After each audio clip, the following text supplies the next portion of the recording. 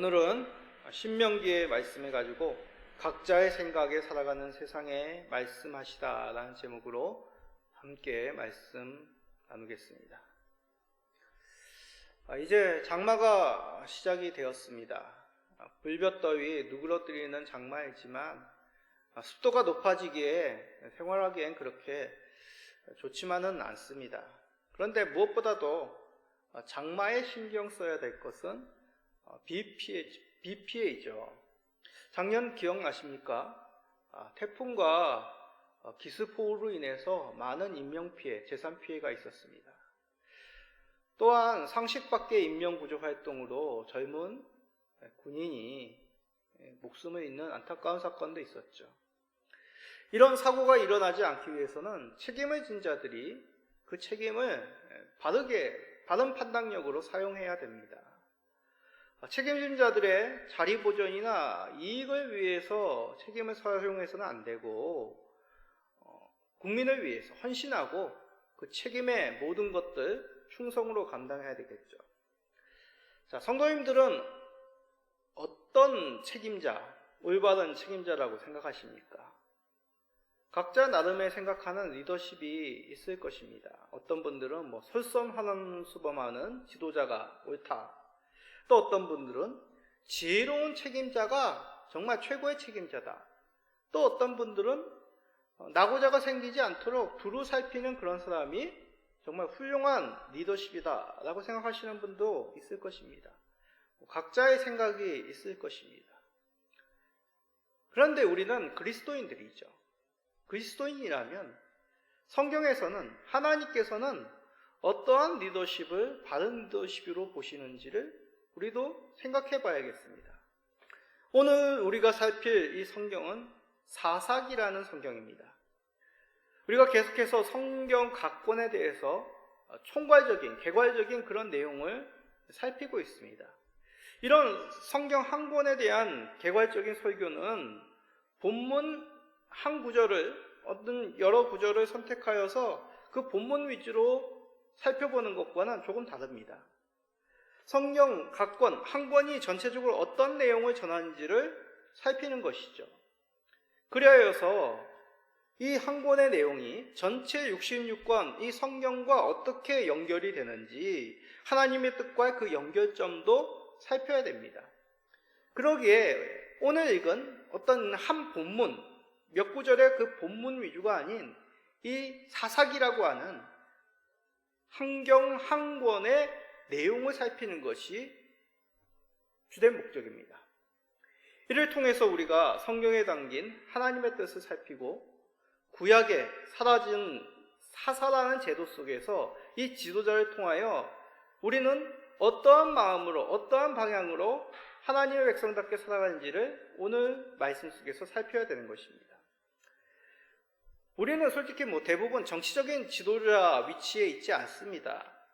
그러나 가정에 그리고 직장에 각자가 속해 있는 그 집단 가운데 소소한 책임들은 가지고 있죠.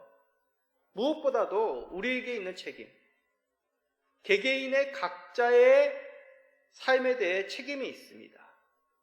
그 삶의 책임이 있는 사람으로서 우리는 어떤 방향으로 그 책임을 바르게 사용해야 되는지를 살펴야 됩니다. 그리하여 하나님 보시기에 옳은 방향으로 살아가시는 우리 모든 성도님 되시기를 간절히 간구드립니다. 자, 그러면 이 사사기에서 먼저 생각해야 될 것은 이 사사라는 단어입니다. 사사. 참 일상적이지 않는 생소한 단어입니다. 사사라는 말 평소에 쓰십니까? 이 사사기 말고는 사사라는 말을 전혀 쓰지 않습니다. 이 사사라는 말은 지도자들, 재판관들이라고 하는 히브리어에서 유래된 말입니다. 이 사사기에는 총 12명의 사사가 등장합니다. 이 사사라는 직분의 사람들은 평상시에는 이스라엘의 지도자로서 재판과 같은 법적인 문제를 해결하는 사람입니다. 근데 적군이 침입하면 얘기가 달라집니다. 이들은 군대 장관이 되고 지휘관이 되고 용사가 되어서 앞장서서 이스라엘을 선두에서 지휘하게 됩니다. 그러기에 사사기는 간단하게 얘기하면 이 12명의 사사들의 이야기라고 할 수 있는 것이죠. 물론 이 사사기 후반에는 당시 이스라엘 민족 전체가 벌인 도덕적 타락, 그 내용이 담겨져 있습니다. 오늘 읽은 본문도 그렇죠. 그럼에도 우리가 사사기를 읽을 때 중점적으로 살펴야 할 것이 있습니다. 사사들이 등장하는 배경, 그들의 업적, 그리고 그 후의 이야기입니다. 그리고 가장 중요한 것, 우리가 지난 시간에도 살펴보았죠. 어떤 일어나는 그 역사적인 사건을 아는 것 더하여서 그 뒤에 하나님께서 그 사건 속에서 말씀하시고자 하시는 바, 그것을 우리가 살펴야 된다고 말씀드렸습니다. 사사기를 읽음의 가장 기본이 되는 것, 바로 사사시대에 반복되는 일련의 사건들입니다. 도표를 보시면 더 바르게 이해할 수 있습니다. 자, 사사시대의 이 순환구조입니다. 사사시대는 반복되는 원과 같이 계속해서 순환하는 그런 일들이 일어납니다. 이스라엘이 하나님으로부터 복을 받았습니다. 기업을 받았죠. 땅을 허락받았습니다. 그런데 이스라엘은 그 복을 걷어차고 하나님 앞에 죄를 범합니다. 배도하는 것이죠. 우상을 섬깁니다. 그러자 하나님께서는 이들을 징계하시죠. 어떻게 해요? 이민족이 침략하도록. 이러한 징계에 이스라엘은 회개합니다. 그 회개 가운데 하나님은 응답하시어 사사를 보내어 이스라엘을 구원하시죠. 그런데 이 구원 속에서 평화를 맛보지만 사사가 죽으면 다시 이스라엘은 배도를 합니다. 죄를 범하죠. 자, 이런 구조가 계속 사사시대에 반복이 됩니다. 그래서 순환구조라고 말합니다. 하나님은 이러한 이스라엘의 행태를 미리 아시고 이들에게 신신당부하여 가나안 땅에 들어가면 우상을 헐어 그들과 동화되지 않도록, 이방민족과 동화되지 않도록 거룩한 백성으로 살 것을 거듭 강조하셨습니다. 그러나 이스라엘은 불순종하였죠. 자, 사사기 2장 2절에 그 내용이 잘 담겨져 있습니다. 읽어봅시다. 너희는 이 땅의 주민과 언약을 맺지 말며 그들의 제잔들을 헐라하였거늘 너희가 내 목소리를 듣지 아니하였으니 어찌하여 그리하였느냐. 사실 이러한 내용의 당부는 출애굽 시절에도 그리고 광야에서도 이 가나안 땅에 들어가기 전에도 그리고 여호수아가 죽기 직전에 이스라엘을 모아놓고 유언 가운데도 당부한 내용입니다. 자, 그런데 거듭 당부함에도 결과는 어떻습니까? 거듭된 경고에도 이스라엘은 하나님을 버렸죠. 여호수아가 죽은 후 이스라엘은 이방 민족들과 같이 우상을 섬기며 그 문화에 빠져들었습니다. 하나님을 버린 것이죠. 자, 왜 이스라엘은 이런 선택을 하였을까요? 자, 이스라엘은 거룩한 하나님의 백성으로서 부름받았습니다. 아브라함을 부르시고 하나님께서 그와 언약을 맺으시고 그의 후손인 이삭, 야곱의 12아들 계속해서 이어지는 크나큰 보호와 인도의 은혜를 이스라엘은 받았습니다. 그들의 후손은 어떻게 되었습니까? 애굽에서 강성해져서 애굽의 왕과 백성들이 두려워할 정도로 힘이 막강해졌습니다. 비록 그들의 노예로 전락했지만 하나님께서는 이들의 외침을 들으시고 구원해 주셨죠. 출애굽시켜 주셨습니다. 하나님은 그들을 인도하여 광야에 들였건만 광야에서 하나님을 버리고 불순종하여 하나님을 떠났습니다. 그럼에도 이들을 하나님은 진멸치 아니하시고 40년 동안 보호하시고 그들의 후손들을 가나안 땅에 들이셨죠.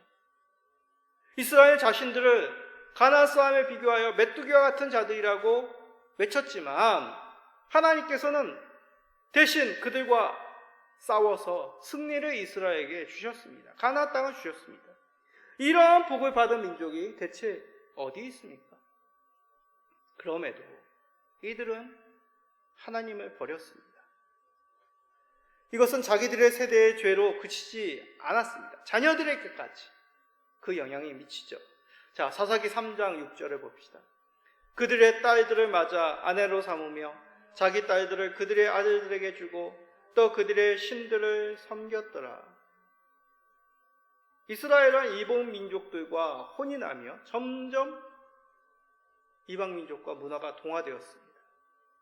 이에 대해서 창세기에 등장하는 세겜과 야곱 간의 혼인론이나 에스라에서에 등장하는 이방 민족과의 혼인 금지에 대한 내용을 살피면 왜 이들이 이방 민족과 혼인하였는지 알 수 있습니다. 경제적, 평화적 이유 때문이죠. 혼인을 통하여서 전략적인 동반자 관계를 맺는 것입니다. 함께 부를 나누고 함께 힘을 공유하는 것이죠. 지금도 대부분 외교의 내용이 이런 것입니다. 약소적인 국가, 힘이 없는 경제적인 어떤 영향력이 없는 국가들이 주변의 여러 국가들과 함께 힘을 합쳐 이익을 극대화시키는 것이 오늘날 현대적인 외교의 모습이죠. 그러면 우리는 질문을 해야 됩니다. 구약의 교회인 이 이스라엘 민족에게 하나님이 가지시는 뜻은 과연 이런 것이었을까? 이스라엘은 자기 생각이 뚜렷했습니다. 이방 민족들과 같이 강성해지리라. 이들 속에서 살아남으리라. 그리하여 이들과 혼인하여 경제적, 문화적, 군사적, 동반적 관계를 맺고자 한 것이죠. 이스라엘은 하나님의 뜻을 먼저 생각하지 못하였습니다. 왜 이스라엘은 하나님의 뜻을 먼저 생각해야 됐을까요? 하나님께서 이들을 구원하여 사셨기 때문이죠. 하나님은 이들을 출애굽시켜서 자신의 백성으로 삼으셨습니다. 이스라엘만이겠습니까? 우리도 마찬가지입니다. 하나님께서 우리를 구원해 주셨습니다. 그러기에 우리도 하나님의 뜻을 먼저 생각해야 될 하나님의 자녀, 하나님의 백성이 되었죠. 우리는 특별한 복으로 하나님 백성 되게 하신 그 은혜를 잊지 말아야 됩니다. 만약 그것을 잊는다면 우리는 구약의 이스라엘과 같이 되는 것입니다. 자, 이것을 좀 더 예를 들자면 이런 것입니다. 부모들은 우리에게 변치 않는 사랑, 변치 않는 희생을 하십니다. 자녀들이 어떠한 반응, 어떠한 결과를 가지더라도 올바른 부모라면 자녀를 포기하지 않죠. 끝까지 사랑을 베풉니다. 하나님이 우리에게 이러한 복을 주셨다는 것입니다. 끝까지 우리를 하나님 자녀 되게 하시기 위하여 그 은혜를 베푸셨다는 것이죠. 그러니 당연히 먼저 하나님의 뜻을 생각했어야 됩니다. 그러나 이스라엘은 그러지 못했다는 것이죠. 범죄하였습니다. 우리는 이것을 통하여 교훈 삼아야 됩니다. 하나님보다 내 생각 앞세우지 않기를 소원합니다. 오히려 나보다도 더 올바른 계획, 더 좋은 계획, 우리를 생명으로 이끄는 그 계획과 인도와 능력을 가지신 그 하나님께 더 신뢰를 보내시는 우리 모든 성도님 되시기를 간절히 기도드립니다. 그런데 현실은 어떻습니까? 많은 경우 하나님보다 나의 생각을 앞세우죠. 이스라엘도 그러했습니다. 그 결과가 바로 하나님의 징계였던 것입니다. 자, 징계는 다름이 아니라 이스라엘의 여러 주변의 민족들, 가나안 민족이 이스라엘을 침략하는 것이었습니다. 자, 사사기 13장 1절을 읽어봅시다. 이스라엘 자손이 다시 여호와의 목전에 악을 행하였으므로 여호와께서 그들을 40년 동안 블레셋 사람의 손에 넘겨주시니라. 앞에서 사사기는 순환구자라고 하였습니다. 우상을 섬길 때마다 하나님께서는 이방 민족을 침략받게 하셨죠. 그 민족, 아람 족속, 모압 족속, 가나안 족속, 미디안 족속, 암몬 족속, 블레셋 족속, 참으로 다양한 이방 민족들이 이 사사시대 끊임없이 이스라엘을 침략하게 됩니다. 침략했다. 단 한 번 군대를 몰고 이 가나안 땅을 침략했다. 그런 의미가 아닙니다. 짧게는 몇 년 동안, 길게는 몇십 년 동안 이 민족들이 돌아가면서 이스라엘을 침략했다는 것이죠. 자, 그런데 중요한 것은 어느 민족이 몇 년 동안 이스라엘을 침략했냐, 그것이 아닙니다. 중요한 건 하나님께서 이 민족을 들어 이스라엘을 징계하는 도구로 삼으셨다는 얘기죠. 성경은 종종 하나님께서 그의 백성들의 원수를 사용하여 징계의 도구로 사용하심을 봅니다. 대표적으로 바로 왕의 모습을 생각해 보십시오. 바로 왕의 마음을 강팍하게 하였다. 출애굽기에 보면 자주 나옵니다. 이 바로의 마음을 강팍하게 하여 하나님께서는 이 이스라엘이 억압받도록 하셨죠. 이런 출애굽 시절만이겠습니까? 사사시대에도 역시 하나님께서 이방 민족을 사용하여 이스라엘을 징계하시는 도구로 사용하십니다. 아니, 하나님께서 왜 그의 백성들을 구원하시고 또 징계하실까? 언뜻 이해가 되지 않습니다. 이유를 살펴야 되겠죠. 원수들은 괴롭히는 이유가 뭘까요? 괴롭혀서 핍박하여서 이득을 취하고 그 괴로워하는 모습을 즐거워합니다. 그러나 우리 하나님은 그러실 분이 아니죠. 결코 이런 목적으로 자신의 백성을 징계하지 않으십니다. 그러면 무슨 이유로 하나님께서 그의 백성들을 징계하시는 걸까요? 그렇습니다. 회개하시기에 위하여. 하나님께서는 그의 백성들을 징계하여 회개하여 다시 하나님께 돌아오게 하시기 위하여 때로는 주의 백성들의 원수들을 사용하신다는 것이죠. 징계의 칼을 드신다는 얘기입니다. 이 사사기에 등장하는 그 징계가 바로 이러한 하나님의 배달픈 외침이란 것입니다. 돌아와라. 자, 사사기 10장 15절 16절을 읽어봅시다. 길지만 좀 읽어봅시다. 이스라엘 자손이 여호와께 여짜되 우리가 범죄하였사오니 주께서 보시기에 좋은 대로 우리에게 행하시려니와 오직 주께 구하옵나니 오늘 우리를 건져내옵소서 하고 자기 가운데에서 이방신들을 제하여 버리고 여호와를 섬기매 여호와께서 이스라엘의 공고로 말미암아 마음에 근심하니라. 자, 이 내용은 그 앞에 이런 것이 있습니다. 예전에 이스라엘이 회개하였습니다. 그래서 하나님께서 구원해 주셨죠. 그런데 이들이 또 우상을 섬기는 것입니다. 좀 살만하니까, 좀 평안해지니까 또 다른 것에 눈을 돌린 것이죠. 그러자 하나님께서 또 이방 민족을 들어 징계하십니다. 이들이 외치죠. 하나님, 우리를 도와주옵소서. 그러자 하나님께서 이렇게 얘기하십니다. 너희가 우상을 의지하였으니, 나를 버리고 우상을 섬겼으니 그 우상에게 가서 도움을 청해라. 나는 너희를 버렸노라. 그러나 이스라엘이 뭐라고 얘기합니까? 우리가 범죄하였으니 우리를 징계하여 주옵소서. 그러나 우리를 구하옵나니 우리를 건져 주시옵소서. 그러면서 자기에게 있는 그 우상을 제하여 버립니다. 여호와를 의지한 것이죠. 그랬더니 하나님께서 이로 말미암아 근심하시니라. 자, 하나님이 근심하신다. 어떤 생각이 드신가요? 하나님도 감정이 있으시구나. 그런 뜻이 아니죠.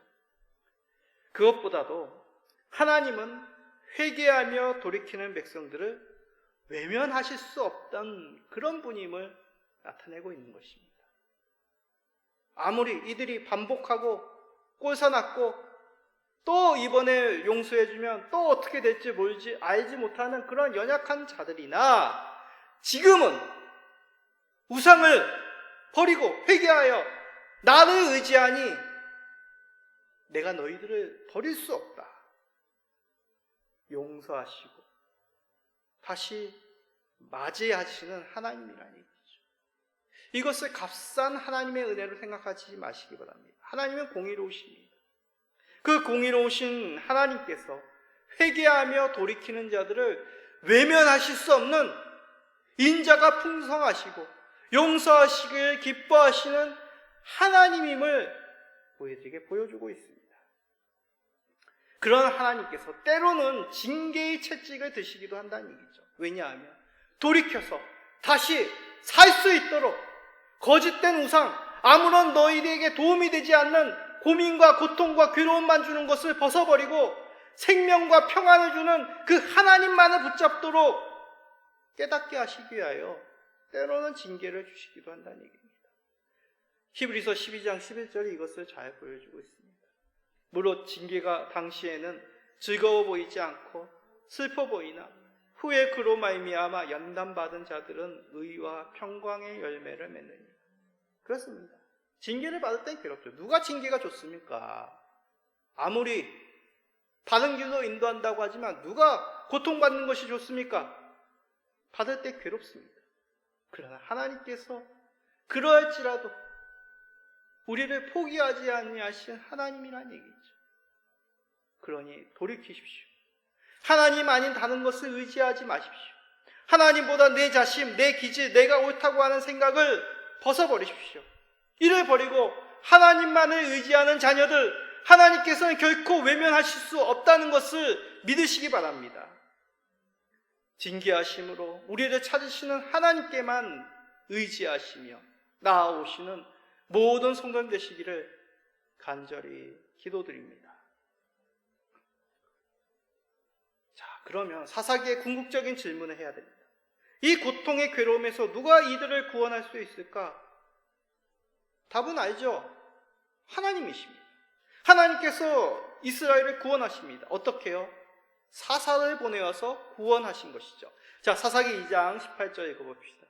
여호와께서 그들을 위하여 사사를 세우실 때에는 그 사사와 함께 하셨고 그 사사가 사는 날 동안에는 여호와께서 그들을 대적의 손에서 구원하셨으니 이는 그들이 대적에게 압박과 괴롭게 함을 받아 슬피 부르짖음으로 여호와께서 뜻을 돌이키셨음이거늘. 이스라엘을 구원한 구원자 하나님이십니다. 사사는 그저 하나님께서 구원하시는 도구, 대리자에 불과한 것이죠. 자, 사사기에는 몇 명의 사사가 등장한다고요? 12명의 사사가 등장합니다. 자, 이들을 살펴보면 장단점들이 하나같이 있습니다. 어떤 사람은 신체적인, 출생적인 배경이 좀 흡이 됩니다. 또 어떤 사람은 도덕성에 심각한 문제가 있습니다. 또 어떤 사람은 이방 민족의 풍습을 따르는 그런 사사도 있었습니다. 이런 흠이 많은 사사들, 어떻게 하나님의 대리자로서 그 구원의 역사를 감당할 수 있었을까요? 하나님을 믿었다는 것이죠. 허물이 컸음에도 이들은 하나님께서 자신들을 사용하시어 구원하실 것이라는 것을 믿고 하나님의 부르심에 응답한 것입니다. 하나님은 이들의 믿음을 보시고 이들을 통해 자기 백성을 구원하신 것입니다. 그러기에 문제는 이들이 얼마나 많은 허물이 있었느냐가 아닙니다. 사사들을 구원의 도구로 사용하시는 그 하나님께 구원의 능력이 있다는 것이죠. 사사들의 구원, 우리가 살펴야 됩니다. 이런 허물이 많은 믿음이 있는 이 구원, 한시적이었습니다. 사사가 죽으면 어김없이 이스라엘은 다시 하나님을 버렸습니다. 무엇을 말하는 걸까요? 사사의 구원은 본질상 그 자체로 충분하지 않다는 것입니다. 하나님께서 사사를 통하여 구원을 베푸십니다. 그러나 사사는 하나님을 신뢰하는 구원의 도구였지 진정한 이스라엘의 평화를, 영원한 평안을 안겨줄 자들은 아니란 것입니다. 우리는 이것을 명심해야 해요. 때로는 하나님께서 사사와 같이 우리에게 구원의 도구, 은혜의 도구, 은혜의 사람들을 보내줍니다. 그들은 가까운 가족일 수도 있고 내 친구일 수도 있고 주변에 믿는 사람의 따뜻한 사랑과 섬김일 수도 있습니다. 이들이 있다는 것, 내 친구, 내 곁에 있다는 것은 크나큰 복입니다. 그러나 이것이 사라지면 우리는 이 사사시대와 같이 큰 곤란함을 가지기도 합니다. 주변에 이런 얘기를 하는 분들이 있습니다. 그분 때문에 내가 믿음 생활을 시작했어요. 그리고 그분은 나에게 많은 정신적인, 정서적인, 또한 여러 가지 보이는 그런 도움도 주셨습니다. 근데 어떻게 그분이 그럴 수 있어요? 실망이에요. 그래요, 실망할 수 있습니다. 사람은 완전하지 않기 때문에. 그러나 믿음에서 떠나서는 안 됩니다. 안타깝게도 많은 경우 이런 것을 경험하면 믿음에서, 신앙생활에서 떠나는 모습을 많이 봅니다. 다시 돌아오기를 권하면 그 사람에게 실망하여 돌아가지 못합니다. 의외로 이렇게 말씀하시는 분들이 많습니다.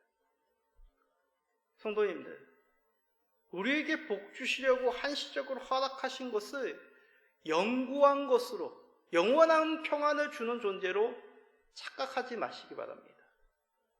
부모, 친구, 동료들 귀한 존재입니다. 우리에게 특별하게 주신 하나님의 그런 도움의 도구들, 통로들입니다. 그러나 그들이, 그 존재가 우리에게 영원한 안식을 줄 능력, 그 영원한 구원을 주가 아님을 기억하십시오. 사사기는 이것을 말씀하고 있는 것입니다. 사사가 그 믿음으로 부족한 가운데서 하나님의 구원의 도구가 되었지만 이스라엘에 있어 영구한 구원의 존재가 아님을 말씀하고 있는 것이죠. 그래서 사사기 가장 마지막에, 그리고 오늘 읽은 본문 여러 곳에서 이런 말씀을 사사기는 반복하여 우리에게 들려줍니다. 자, 이 정도 우리는 조금 알고는 있어야 되겠죠. 사사기 21장 25절입니다.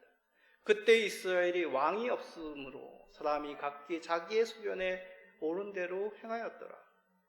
왜 이런 일이 일어나느냐? 사사기는 말씀합니다. 각자 왕이 없으므로, 이스라엘이 왕이 없으므로 각자 자기의 소견에 옳은 대로 사람들이 행하였다. 사사기 후반에는 사사의 이야기가 아닌 이스라엘 전체적인 타락성을 봅니다. 오늘 읽은 본문도 그렇죠. 아니, 말이 좋아 하나님 믿는 백성이지 이런 희귀한 일들, 자녀들 앞에서 말하기도 부끄러운 일들이 일어나고 있습니다. 오늘 읽은 본문은 뭡니까? 우상을 만들고 제사장을 임의로 세웁니다. 근데 그러한 이야기 가운데 하나님을 들먹이며 서로 간에 이런 끔찍한 일들, 하나님의 말씀에서 벗어나는 일들을 행합니다. 복받았다, 하나님께 복 주셨다, 우리가 이것을 만들어 하나님을 섬기자,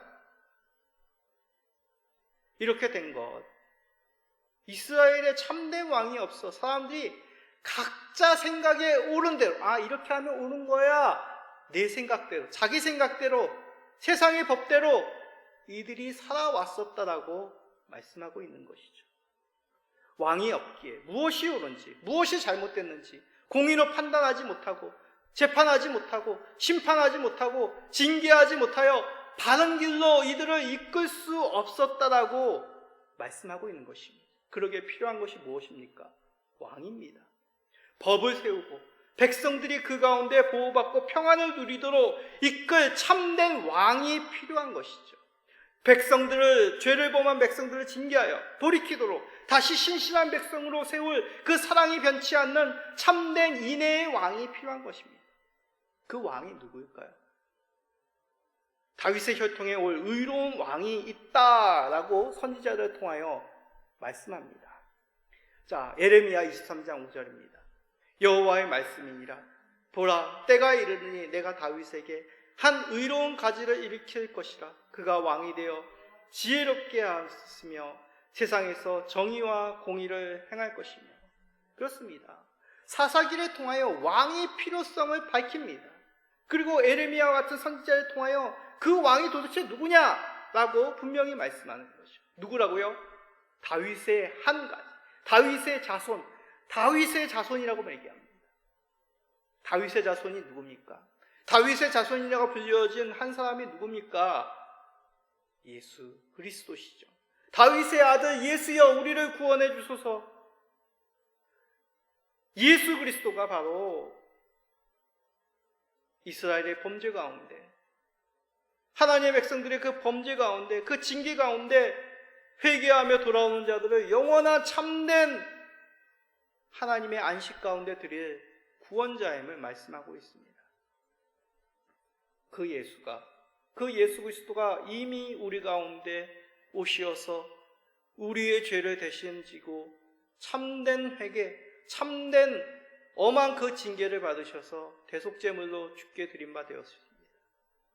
그러기에 우리 예수 그리스도가 바로 영원한 왕이요 영원한 구원자임을 우리에게 직접 나타내셨죠. 이 복을 우리는 누리고 계십니까?